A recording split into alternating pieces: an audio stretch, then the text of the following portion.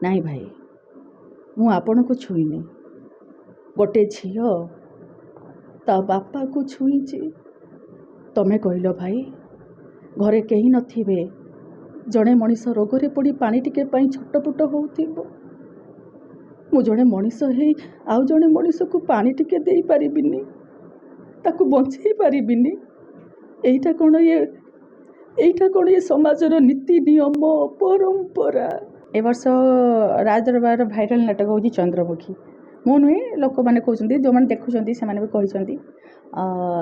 ନାଟକ ନାଁଟା ଗୋଟେ ୟୁନିକ୍ ହେଇଛି, ଯେହେତୁ ନାଁଟା ଯେହେତୁ ଗୋଟେ ହେଇସାରିଛି, ଗୋଟେ ଫିଲ୍ମ କି ଯାହା ବି ହେଇସାରିଛି, ଲୋକମାନେ ଭାବୁଛନ୍ତି କ'ଣ ଗୋଟେ ଭୂତ ହେଇଥିବ କି କ'ଣ ଗୋଟେ ହେଇଥିବ, ମାନେ ଭୂତ ଟପିକ୍ରେ ଗୋଟେ କ'ଣ ଥିବ ବୋଧେ, କିନ୍ତୁ ନା, ସେଇଆ ନୁହେଁ। ସେଇଆ ଥାଇପାରେ, ମୁଁ କହିପାରିବିନି, କିନ୍ତୁ ଆପଣମାନେ ଆସିଲେ ଦେଖିଲେ ଜାଣିପାରିବେ। ଦେଖନ୍ତୁ ନାଟକ କେମିତି ହେଇଛି। ନିହାତି ଆପଣଙ୍କ ପଇସା ଅସୁଲ ନିଶ୍ଚିତ ହେଇଯିବ। ଯେହେତୁ ଦେଖନ୍ତୁ, ଆମର ଏଇଟା ହେଉଛି ମାନେ ଓଡ଼ିଶାରେ ସମସ୍ତେ ଜାଣିଛନ୍ତି, ମାନେ ଫ୍ୟାମିଲି ଜିନିଷକୁ ହିଁ ବେଶୀ ଭଲ ପାଆନ୍ତି।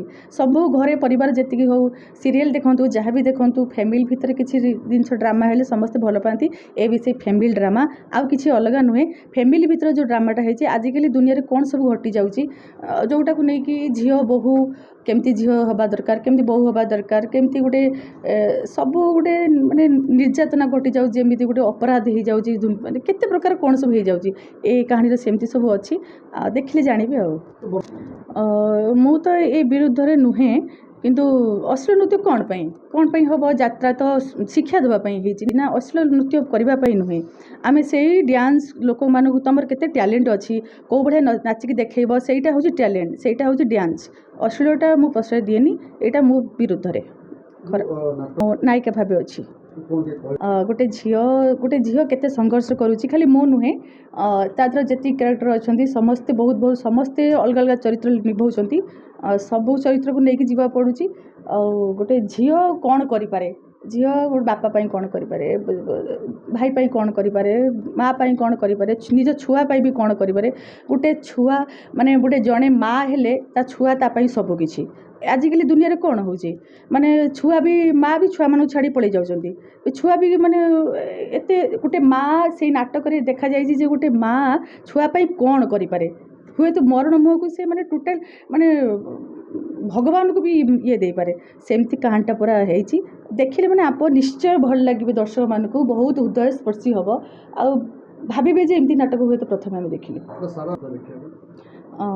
ଦର୍ଶକମାନେ, ମୁଁ ଏତିକି କହୁଛି ଯେ ଦର୍ଶକମାନେ ହେଉଛନ୍ତି ଆମ ପାଇଁ ଭଗବାନ। ସେମାନେ ନଥିଲେ ଆମେ ନାହୁଁ। ଆଉ ମୁଁ ଆଜି ଯେଉଁଠି ବି ଅଛି କେବଳ ଦର୍ଶକମାନଙ୍କ ପାଇଁ। ଆଉ ଆର ବର୍ଷ ଆଖି ପଲକରେ ଖୋଜୁଛି ତୋତେ ନାଟକ ଯେତେ ଭଲ ପାଇବା ଦେଇଥିଲେ, ଏ ବର୍ଷ ଚନ୍ଦ୍ରମୁଖୀ ନାଟକ ସେତେ ଭଲ ପାଇବା ଦିଅନ୍ତୁ। ଆଉ ଭଲ ବି ନିଶ୍ଚିତ ହେବ, ମାନେ ଖରାପ ନୁହେଁ। ମୁଁ ଖରାପ କାହାଣୀଟାକୁ କେବେ ବି ଭଲ କହିବିନି। ନିହାତି ଭଲ କାହାଣୀଟା ହେଇଛି ବୋଲି ମୁଁ ନିହାତି ଭଲ କହୁଛି। ଭଲ ଖାଲି ନୁହେଁ, ବହୁତ ଭଲ। ଆଜ୍ଞା। ତାର ଡାଇଲଗ୍ ବହୁତ ଅଛି, କିନ୍ତୁ ତା ଦେହରୁ ଡାଇଲଗ୍ ହେଉଛି, ମୁଁ ମୋ ଦେଢ଼ଶୁରକୁ କହୁଛି।